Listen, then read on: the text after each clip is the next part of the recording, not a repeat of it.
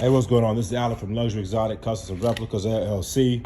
I wasn't going to post this, but I said, no, I'm going to go ahead and post this so I can certainly address and inform people so that they know. As many of you know, I'm a big safety guy, and that's definitely one thing that I take pride in. What you're looking at is the front of a Diablo SV replica. I did not build this replica. It was not started and or built by my shop. The reason why I'm doing this video is because there's something missing that should be there, okay? Take a wild guess. Now, if you don't build replicas, then you wouldn't know what I'm talking about, so I'm gonna give you a brief description of what I'm talking about. We're putting a new front clip on this car here, okay? Now, the problem is there's no metal or any subframe there to actually weld the car on. Weld the front clip on to the actual bumper itself. This is why I'm expressing, and I will continue to express this. Be very careful with these kits that you're buying from people who do not know or have a clue on what they're doing, okay? Everybody's gonna tell you, hey man, this, that, and the other. People are gonna put paint on it. They're gonna put bells and whistles on it. Now, the thing is, and I'm gonna take some time to get in depth so you can see what I'm talking about.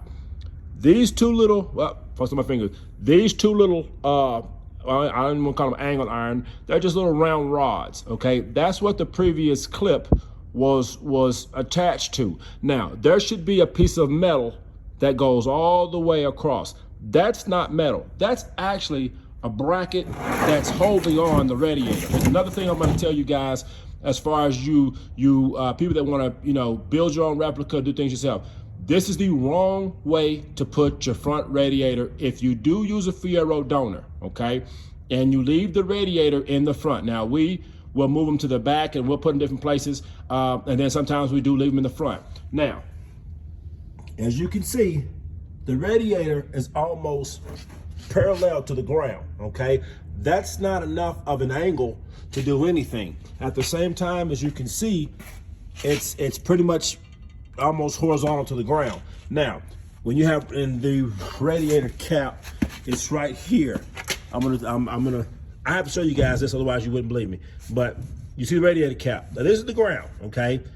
How could you possibly put fluid in there and have fluid actually stay in the radiator and actually work properly, okay? The problem with that is you can't, okay?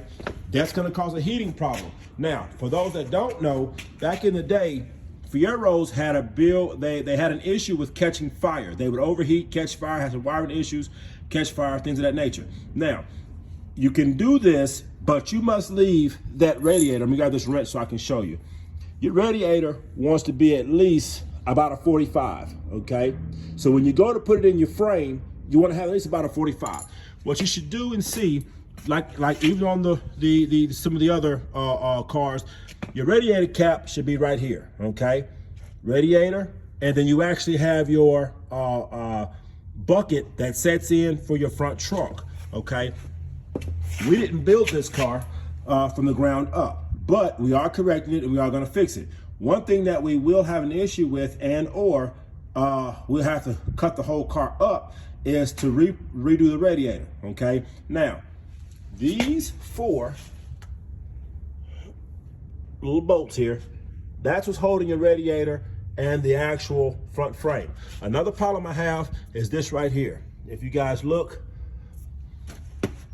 if you see how the car is bolted to the actual chassis itself, that's a big issue. It's definitely a big no-no. It's not what you do, okay? This is why I'm showing you guys this. Now, you guys get on Facebook and you guys jump in some of these replica groups and you buy these cars that are already done. And you buy work and you buy things from people who have already started some things, and they put some pretty paint on it and the interior is 95% done and the car is ready to go. You're gonna get yourself in a lot of trouble, and or you're playing with your life. You're playing with your life because, let's just say, because all roads are not smooth. And yes, I'm taking a few minutes here because I have stressed this so many times. And I get people who constantly call me and ask me, hey man, you got anything already completed? You got anything ready to go? I do not rush and fly through builds. That's not what I do. This is why I do not build and sell to everybody. I'm a very down-to-earth person, but this is one thing that will upset me to high heaven, because people out there are doing this and allowing that to be sufficient. That's not sufficient. If you, I mean, just bear with me here. If this vehicle was to have any front impact, what stops anything from going through the front firewall? I mean, what safety do you really have? Okay, mind you, there should be a big piece of metal, a 2x4 or a 1x4 piece of square tubing that go across the front. And then that should be attached to the actual chassis itself. I'm taking some time. Am I knocking this person's build? No, I'm not knocking the effort, but I am knocking the way they went about it, okay? The way it was going about is not smart, not wise, not safe whatsoever. Now, to correct this, okay, we have to cut, and we would have to cut the whole front end of the car off and actually rebuild it. Because, once again, if you look right here, see this? We're putting in headlights, but as you can see, what do we bolt it to? There's nothing there. This is why I tell you guys, pay attention to your chassis. Pay attention to the cars that you're buying. Yeah, you want to go spend $25,000, $30,000, $40,000 on a kit because it's got glass and the interior is done and it's got paint on it, and you think you're getting a good car. Well, like I expressed, only less than 5% of replicas stay on the road. This is why. This is not going to be sufficient. Now, we've had this car for a while. We've been working on it, but we go through everything. Now, we're at the point now, we're gonna start wiring up the park lights and tail lights and stuff, but then we ran into the problem. And the problem is there's nothing to bolt it to. There's nothing there. So what they did was took everything, the plumbing and everything, and shoved it right in that little space there, okay? Now, mind you, the front clip sits out about right here, okay? Which means this is called void, okay? That's considered dead space. There's nothing there. So if there was to be an impact, it's gonna go all the way through your firewall because you have nothing there. And you cannot believe that all of the streets are smooth. There's gonna be some rattling, there's gonna be some shaking and some different things. Now, mind you, I'm gonna show you what we cut off. So that way you guys, because like I said, I'd show you, otherwise you wouldn't believe me, okay? This piece here was bolted right here. That's what was holding the front clip on, okay? So that's not gonna work. One, we have nothing to bolt the headlights to, so we gotta go back in, we're gonna fabricate up some actual brackets to hold the buckets of the headlights, and then we're gonna go back through and we're gonna put some metal in here, and we're gonna go ahead and get this thing safe. I said that for the past 7 minutes, 8 minutes to say this, okay? Be very careful at what you're buying, okay? I know you're in a hurry to spend your money, get you a kit, and you're ready to start looking good. Don't have that be your last ride, okay? Don't leave the house in your replica to enjoy yourself and you don't make it home. Don't put your family through that. Don't gamble with your life like that, okay? I'm not telling you don't come buy from me. No, I'm telling you, no matter who you buy from, no matter what you buy and who you buy from, make sure you at least have an idea of what to look for. If you were going to buy a replica, here's what you want to look for. It's called subframe, okay? Which means you kind of want to get in there and you want to make sure that there's some metal in that car, okay? You want to make sure up under this, there's some metal skeletons. There's actually a metal frame. There's nothing there.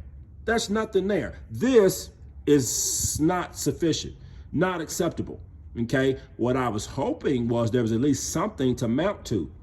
Now we're gonna have to go back and weld in, and we gotta go back and actually put something there because there's nothing there. Now, this is one of a many, that ain't proper English, but that's one of many cars that I have come across that come to my shop to be redone and or to be completed. If you bring a car to me to be completed, okay, I'm not gonna lie to you. When I go through a car, when a car leaves Luxury Exotics, you better believe it has been gone through from front to back, front clip to rear clip, upside down, inside out, the whole nine. Because I will have nobody riding around in death traps. I don't care how good they look. I don't care what rims you put on them. These are death traps. These are vehicles. These are weapons when people get behind the wheel. Mind you, you don't want to be riding down the road and one of your bolts come out and your whole radiator just falls right on the floor. Well, you'd say, no, that wouldn't happen. Well, I'm gonna let you believe that. But if you know anything about physics, okay, if you vibrate metal long enough, bolts, if they're not locked down with a lock washer and or a tapping bolt, or if they're not some Loctite something there, those bolts they will unravel. They will unscrew themselves with enough vibration. Okay, now besides these four, there's a little bit of weld back in there, but not enough that I actually would trust. Okay, so like I'm expressing, this is simply a no-no. Okay, when you guys are doing your frames, when you're doing your chassis, when you're building your cars, when you are looking to buy cars, make sure you're looking for subframe. Okay, make sure there's some metal in that car, because if there's no metal in that car, then you have to understand, if you cut corners on the easy stuff, this is the easy stuff. It's in the open, it's out in the front. There's nothing actually obstructing it to where you can get to it, okay? This is the easy stuff to weld. There's nothing there. So if you cut corners on the easy stuff, the hard stuff as far as the kit actually attached to the chassis, I would have to assume you cut corners there too. I'd have to assume you cut corners on the wiring. I gotta assume you cut corners on the engine. If you're cutting corners, yeah, you're gonna get a kit that looks pretty. But you'll be like the other 95% of people who got a kit sitting in their garage, sitting in the yard up under a tarp somewhere, because it's not roadworthy. And or it won't stay on the road that long. Take time in what you're doing, take time in what you're buying. This is Alan from Luxury Exotic Customs and Replicas. I don't have a lot of jokes today. Okay, I don't have a lot of humor today, because this is something that's very serious. It's serious because right behind this is the rack and pinion. That right there is the rack and pinion. That's what actually turns your wheels, tires, so forth, and that's what actually has your front steering control. You're going down the road at 90 miles an hour, and and I'm gonna zoom in here so you can see it. When you cut that stuff away, when you modify those stuff like that, you gotta make sure you pay attention. That's nothing to play with. So when you guys are building and you're looking for kits and you're shopping, yeah, that guy might have a kit that's 85% done, but here's what happens. When the car gets to a person that's gonna go through it and do it the right way, you're gonna spend twice as much, because you're gonna have to have the car actually rebuilt, okay? Now, anybody, and I don't care if you're a current builder, I don't care if you're a builder that's been building for 20 years, I'm talking specifically to you. If you're a person that does things like this, you and I are not gonna get along very well, because this is dangerous. And if you are the type of person that you're comfortable allowing people to ride around with this, that's unacceptable. You should even do that for yourself. If you build it for yourself, listen, don't cut corners, please. That's not safe. At the same time too, it's not nothing that can't be fixed. It can be fixed. If you have a question, yes, I sell kits, yes, I sell replicas, but if you got a question, man, I will definitely give you a safety tip. I will tell you how to do it safety-wise, because that's just not gonna work. Because if I'm riding down the street in my kit, I don't want yours falling apart, tearing me up. It just doesn't make any sense. At the same time too, it would kind of suck if you want to show your car off and you go to get in it and take off and it actually falls apart, okay? What you're looking at is this a client's car that we're redoing, so I'm only showing very minimal, okay? Once it leaves here, you can bet it's gonna be correct. I'm expressing to the people that build and want to do their own cars, and those that are buying cars already done, okay? There's nothing there. Now, mind you, this is what you should see. You should have an actual cage right across the front. You should have an actual piece of square tubing cage that actually, the headlights slide in this way. They slide in straight. There should be a cage here, actually. Now this is actually, that's getting yanked out of here too, because that actually serves no purpose. It serves no purpose, because we can actually take the radiator, set it at an angle, and do it proper like it's supposed to. So like I said, I'm not knocking the builder, okay? At least he tried, okay? But I'm knocking the fact that if he tried and that's the best he can do, by all means, I give him my respect. What I don't give my respect for is the fact that if you're one of them guys that have been building for 20 years and you're one of them guys that you talk negative on how other people build and other people build their cars, and you're not trying to help them. See, here's what I am. here's what I do. I know pretty much everybody in the replica world who builds. I haven't met you personally, but I know of you and have heard of you, and then vice versa. You have heard of me, okay? The problem I have is this. I'm not seeing very many videos on YouTube, Facebook, and these replica groups. I'm not seeing videos on, hey, look, let's do this thing this way safely. Hey, I don't know everything, but here's what I know. Let me share it with you. If you're trying to share knowledge with people on how to do stuff safely, I can respect that. What I don't respect is I see more comments about people not pointing this stuff out. People not saying, hey, this is not the way to do this. Hey, this is not safe. I see more videos with, hey, I got a kit for sale, $25,000. It's 95% complete. Yeah, it just needs doors and glass, and then you're gonna have a really nice replica. Yeah, but the problem is I don't see the videos showing, does it have some subframe to it? Does it have some actual solid metal work to it? I don't see that. But then again, this is the world we live in. So everybody's not gonna be honest. So I'm expressing this. Please, please, please, for your own safety, for the sake of your family, when you buy replicas that are already built, go through them. If you have a question, I'll be more than happy to give you a checklist. Hey, look for these things here. I'm not knocking anybody's builds, and I'm not knocking anybody who's trying to sell kits. The part I'm knocking is if you're selling kits and you didn't go through them and you didn't actually check it to the best of your ability, and even if you did check it to the best of your ability, if you wouldn't get in it, don't sell it to the next person, man. And if you don't know, ask somebody. Because like I said, you can do something for 20 years and there's always a better way to do it. I don't know everything, but what I do know, I try to share. And that part is, hey, look, let's be safe, y'all. Really. If you have an issue or a problem, ask me. I'm happy to help. I can give you tips on how to actually fiberglass metal and fiberglass into place. I can give you, because mind you, a lot of kids whistle, okay? As this car is going down the road, it's gonna have what's called air pockets. Air is gonna come through these voids and the car is gonna shake and it's gonna whistle, okay? And then before you know it, your resonant fiberglass starts to come loose, your front clip's gonna be a little wobbly, your front trunk's not gonna close properly, your headlight seals and gaskets are gonna kind of, headlight here, there's a rubber seal that goes around it. It's gonna come on loose and not be solid, secure. You're gonna start seeing a little bit of windshield starting to flap up. All that comes from simple stuff as subframe. Because mind you, the subframe is what actually you attach the kit to. All right, this is Alan from Luxury Exotic Customs and Replicas. Like I said, keep building, but keep building the safe way. If you're gonna buy the safe way. And for all you people, like I said, and I'm really harping on you people right now because I see the comments and see you guys aren't bold enough to actually step out and tell the truth. Tell people what they're actually buying and stop trying to make a quick buck by selling death traps, okay? Because here's what's gonna end up happening. I'm gonna start exposing some of you guys. I've tried to be lenient and nice. I know who you guys are that are selling these kits, okay? You're buying kits and you're trying to turn around and flip them. Yes, I know who you are. Now, the problem is I'm trying to be respectful and not expose you. I'm waiting on you to do the right thing. I'm waiting on you to actually explain, because see, when customers call me and say, you know, clients call me and say, hey, I got this kit I just bought. I bought it from such and such, such and such, you know, from the Lamborghini replica group or the group over here on Facebook, and I bought it from such and such. Well, if such and such is not telling him, hey, look, this is that need, because when a person says, hey man, this is what needs to be fixed. I need doors, glass, and that's about it. Or I need this put on. When I ask for a video and they show me their car, and I ask them, hey, did the seller tell you this? Because you're gonna have to have this fixed. No, they didn't tell me that.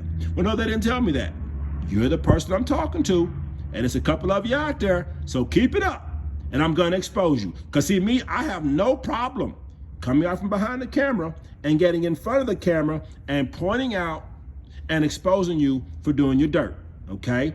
So once again, this should be for the betterment of all of us who like these cars, who like these kits. We have to do better. The market is getting flooded with cars that are put together with duct tape and freaking thumbtacks, okay? If you don't know how to do it, by all means, I got no problem putting together a video. Hey, this is how you should X, Y, and Z. And this is only my method. There are several methods out there. That's why I'm calling out the other replica builders to put your 2 cents in. 2 minds are better than 1, and a group is better than 2. So we can all come together and we can get our cars completed, get our cars sold, get our cars on the road. These cars are meant to be enjoyed, not sit there and collect dust, okay? And they're certainly not meant to take lives, all right? This is Alex from Luxury Exotic Customs and Replicas. You guys have a good day. Keep building, and be safe.